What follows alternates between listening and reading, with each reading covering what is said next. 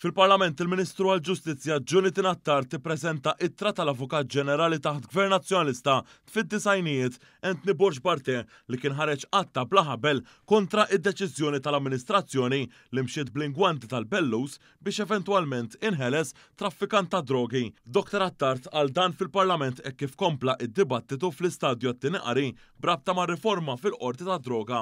Jiġifieri deċiżjoni politika ta' Gvern Nazzjonalista li mhux biss kienet ħelset traffikant ta' droga, imma kif qed jgħid l-Avukat Ġenerali ta' dak iż-żmien, il-pajjiż kien tilef l-opportunità biex naslu għand min kienu l-Maltin bi sħab ma' Quarods li issa se jkomplu n-negozju tagħhom għax tħallew scot free għall-Avukat Ġenerali. Jiena bl-aktar u bl-akbar responsabilità ngħid u nistaqsi kemm kien hemm żgħażagħ li jaf spiċċaw vittma ta' din id-deċiżjoni purament politika, Sur President.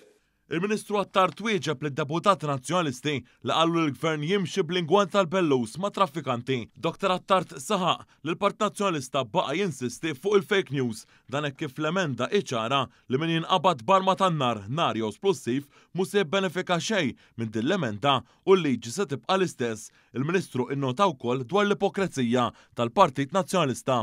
Jagħtuk l-impressjoni hawn fil-Parlament dwar l-integrità morali tagħhom.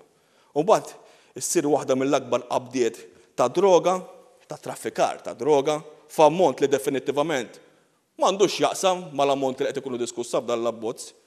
Qed nitkellmu hawnhekk fuq 146 kilogramma droga li b'valur ta' 20 miljun fis-suq illi nqabdet fl-aħħar jiem f'pajjiżna.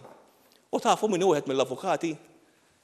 Tafu min wieħed mill-avukati tal-imputati? Jason Azzopardi. L-avukat li kellu l-Aquilina l-ħin kollu jirkeb wara daru u stess għallu hekk biex ma ngħidx eżattament x'qallu għaliex għandi rispett lejn dan il-Parlament. L-avukat tal-Għaqdiet Forċina tal-Partit Nazzjonalista li dawk li jdaħlu l-kwereli somma jdaħlu l-pastizzi.